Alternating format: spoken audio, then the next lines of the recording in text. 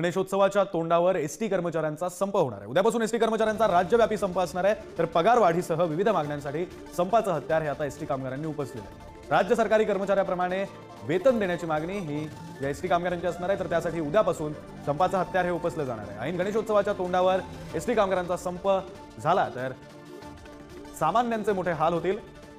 तर गणेशोत्सव हा अगदी काही दिवसांवर येऊन ठेपला आणि अशातच एसटी कामगारांनी आता संपाचं हत्यार उपसल्याचं पाहायला मिळतं।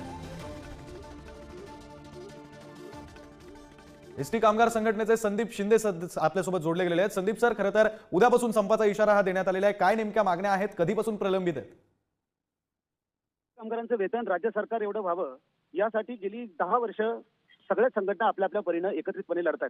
आता एसटी महामंडळातल्या सगळ्या बहुसंख्य स्ट्रॉंग संघटना आम्ही एकत्र येऊन कृती समिती तयार केली आणि कृती समितीच्या वतीनं मुख्यमंत्री महोदयांकडे आम्ही 9 ऑगस्टची आंदोलनाची नोटीस दिलेली